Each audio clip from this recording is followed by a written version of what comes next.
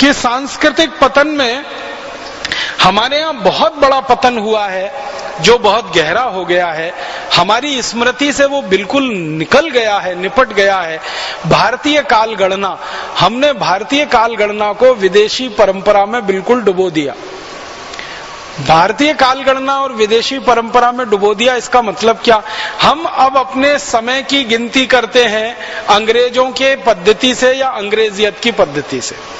हम समय को गिनते हैं सेकंड में, हम समय को गिनते हैं मिनट में, हम समय को गिनते हैं आवर्स में, या हम समय को गिनते हैं मंथ्स में, या वीकेंड में, या फोर्टनाइट में, या ईयरली, जो भी गिन रहे हैं ये सब अंग्रेजों वाले तरीके से और अंग्रेजी पद्धति से।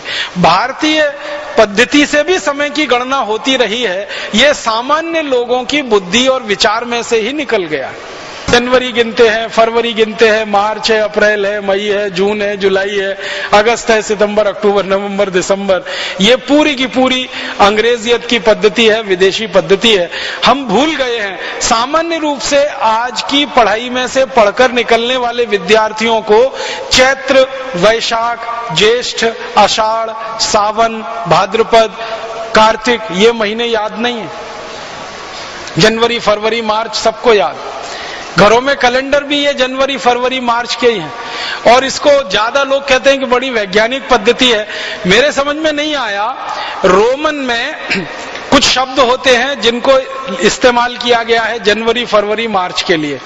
अब इसमें जरा उल्टी बात करें, दिसंबर है, नवंबर है, अक्टूबर है, सितंबर है। सितंबर एक रोमन शब्द से आया, सेप्ट, SEPT, सेप्ट, सेप्ट माने होता है 7, तो उसमें से सितंबर आया। ऑक्ट, OCT, ऑक्ट है माने 8, उसमें से अक्टूबर आया। और ये नवंबर का जो NOV है ना, ये जो है ना 9 है, और दिसंबर का 10 है। अब अगर आप देखेंगे वास्तव में तो सितंबर 7वां महीना होना चाहिए रोमन के हिसाब से, और इन्होंने नकल की, अंग्रेजों ने रोमन लोगों की, तो सितंबर बनाया। तो सितंबर 7वां महीना होना चाहिए। कौन सा है?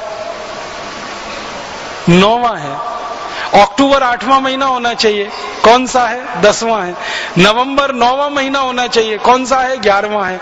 दिसंबर 10वां महीना होना चाहिए। कौन सा है? 12वां है। कितनी अवैज्ञानिक पद्धति है महीने के गणना की, और इसका कोई अर्थ भी नहीं है।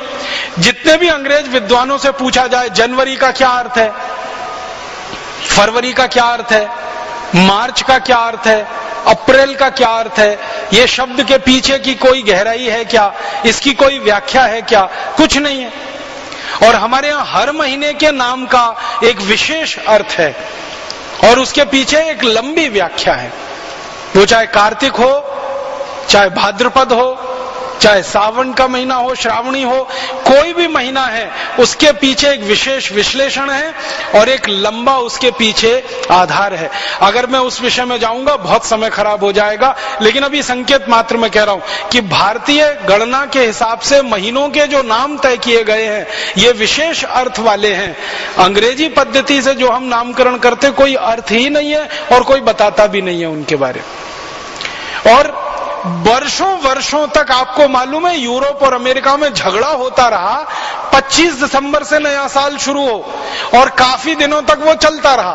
फिर झगड़े के बाद बदल के 1 जनवरी से नया साल शुरू होना बताया गया। अब 1 जनवरी से उनके यहाँ नया साल शुरू होता है, उसके पीछे का कारण पूछो, कुछ कारण नहीं मालूम है कि 1 जनवरी कोई नया साल क्यों होता है, 15 जनवरी को क्यों नहीं हो सकता, 20 को क्यों नहीं हो सकता, या मार्च में क्यों नहीं हो सकता, अप्रैल में क्यों नहीं हो सकता।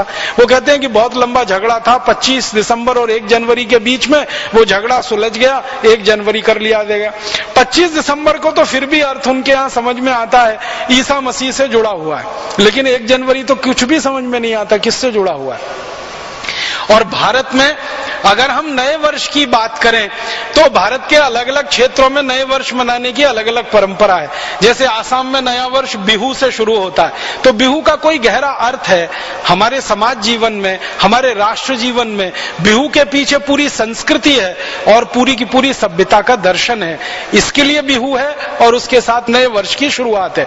इसी तरह दक्षिण में हम चले जाएं तो मानते हैं कि ये दिन खास है, ये दिन खास है, उत्तर में, दक्षिण में, पूर्व में, पश्चिम में। अब ये पश्चिम भारत में गुजरात के लोगों के लिए बहुत महत्व का दिन है, दीपावली वाला। तो दीपावली के अगले दिन से वो नए वर्ष की शुरुआत मानते हैं, क्योंकि व्यापार के हिसाब से वो उनका सारा हिसाब है। तो हर जगह भारत में नया वर्ष है, वो चाहे तमिलनाडु का हो, चाहे आसाम का हो, गुजरात का हो, या हमारे इधर लोहड़ी होती है पंजाब में, लोहड़ी से नए वर्ष की शुरुआत मानी जाती है। तो सब जगह कुछ ना कुछ विशेष आधार है और उसके पीछे पूरा दर्शन है। यूरोप और अमेरिका में तो न कोई आधार है, न कोई दर्शन है, फिर भी हमने नकल करके 1 जनवरी को नया वर्ष मनाना शुरू कर दिया। और इस देश में ऐसा बेहूदगी वाला हिसाब किताब बन गया है कि 31 दिसंबर की रात को और 1 जनवरी की सुबह देश के मुंबई, दिल्ली, मद्रास, बेंगलोर आदि आदि बड़े शहरों में होटल बुक किए जाते हैं, रात भर पार्टियां चलती हैं, कान फोड़ू संगीत बजाया जाता है और पता नहीं क्या क्या सब व्यभिचार किया जाता है। वो नए वर्ष मनाने का हमने पूरा नकल करके पश्चिम से या यूरोप, अमेरिका से अपने जीवन में बसा लिया। हमारे यहाँ के जो क्षेत्र के हिसाब से और हमारे देश के जाति समूह के हिसाब से नए वर्ष के जो गणन थे या जो उनकी गणनाएं थी, वो सब हम भूलते चले गए और सब कुछ हम डूबते चले गए विदेश से आए हुए इस दर्शन में। इसी में और मुझे ऐसा लगता है कि हमने भुला दिया कि इस देश की काल गणना पंचांग के हिसाब से जो चलती है वो प्रकृति के हिसाब से है और संपूर्ण वैज्ञानिक है। हमारे यहाँ भारत में ऐसे महान महर्षि और वैज्ञानिक हुए हैं जिन्होंने यूरोप से 1000 साल पहले कई गणनाएं की थी और वो गणनाएं सारी दुनिया में सत्य सिद्ध हुई। आपको मालूम है, सारी दुनिया में कहा जाता है कि पृथ्वी सूर्य के चारों तरफ घूमती है और अपने अक्ष पर भी घूमती है। ये सबसे पहले किसने बताया? मेरे जैसा कोई भी आदमी जवाब देता है, कोपरनिकस ने बताया। अब कोपरनिकस अभी हुआ 400 साल पहले दुनिया में। कोपरनिकस के जन्म के ठीक 1000 साल पहले भारतीय महर्षियों ने ये पूरी बात बता दी थी कि पृथ्वी सूर्य के चारों तरफ भी घूमती है और अपने अक्ष पर भी घूमती है। और पृथ्वी के घूमने का जो दर्शन है पूरा, जो उसकी व्यवस्था है, इसी में दिन होता है, इसी में रात होते हैं। दिन इतने समय का होता है, रात इतने समय की होती है, फिर दिन का बंटवारा किया, फिर रात का बंटवारा किया और वो बंटवारा करते करते करते करते समय को सूक्ष्मतम स्तर पर ले जाके नाप लिया।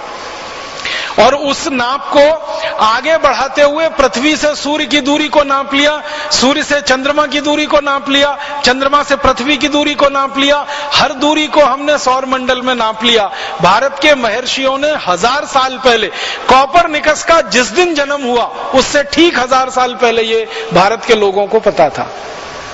लेकिन दुर्भाग्य हमारा और सारी दुनिया का कि सारी दुनिया में अभी भी यही पढ़ाया जाता है और बताया जाता है कि कोपरनिकस सबसे पहला व्यक्ति था जिसने ये बात बताई कि पृथ्वी सूर्य के चारों तरफ घूमती है और अपने अक्ष पर भी घूमती है, जबकि सच्चाई इससे कोसों दूर है।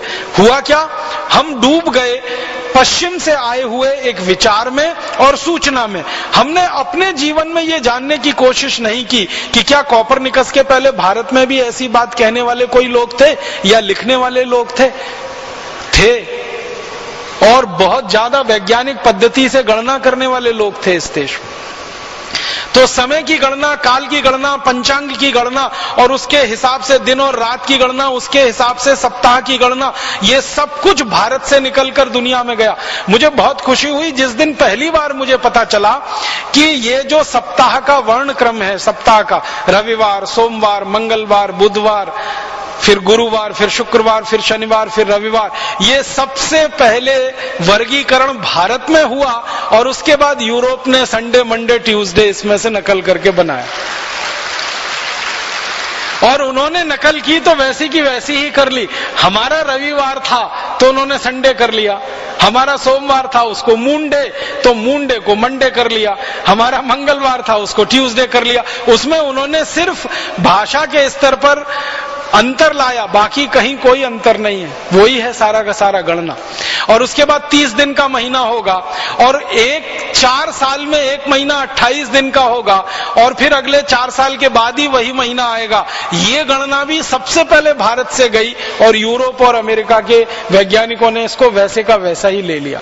सूर्य की दूरी जो उन्होंने निकाली यूरोप और अमेरिका के वैज्ञानिकों ने, उसमें 1 इंच का भी फर्क नहीं है 1000 वर्ष पूर्व जो भारतीय महर्षियों ने निकाल के दे दी। 1 इंच का भी अंतर उसमें नहीं है।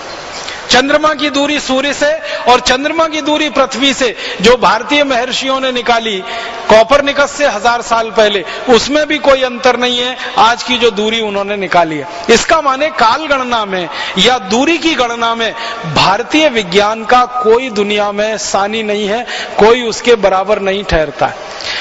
अभी यूरोप ने तो सबसे छोटी जो काल की गणना की है ना, वो सेकंड है और सेकंड का नैनो सेकंड है। नैनो सेकंड से नीचे उनके यहां काल की कोई गणना नहीं है। लेकिन आपको सुनकर हैरानी होगी, भारत में नैनो सेकंड से भी कम की काल की गणना है। नैनो सेकंड से भी नीचे वो क्षण है, वो पल है, निमिष है। हमारे वैदिक साहित्य में क्षण का, पल का, निमिष का जो वर्णन है वो नैनो सेकंड से भी नीचे वाले काल में आता है। इतने सूक्ष्म काल की गणना हमारे देश में है। और यूरोप में और अमेरिका में काल की अधिकतम जो गणना है वो बिलियन में है और बिलियन के बाद ट्रिलियन में है। वो मिलियन पहले शुरू करते हैं, फिर मिलियन के बाद बिलियन शुरू करते हैं और बिलियन के बाद ट्रिलियन शुरू करते हैं। ट्रिलियन में माना जाता है बिलियंस बिलियन है, माने 1000 बिलियन ट्रिलियन को मानते हैं और बिलियन में वो मिलियंस के मिलियन को मानते हैं। तो ये गणना उनकी है। लेकिन जब भारत की काल गणना को वैदिक साहित्य में से निकालकर मैंने समझने की कोशिश की तो उससे तो कई गुना ज्यादा हमारे कैलकुलेशन है। जैसे मैं उदाहरण के लिए आपको एक सरल सी जानकारी दूं, हमारे भारत में कलयुग की बात होती है, द्वापर की बात होती है, त्रेता की बात होती है, सतयुग की बात होती है। ये कल्पना तो यूरोप में किसी को है ही नहीं।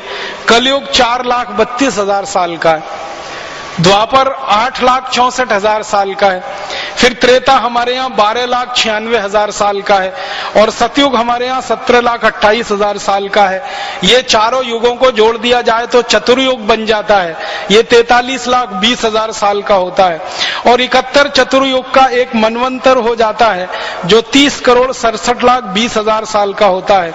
और एक चतुर्युग जो है ना वो ब्रह्मा जी का एक दिन है और एक चतुर्युग ब्रह्मा जी का एक रात है।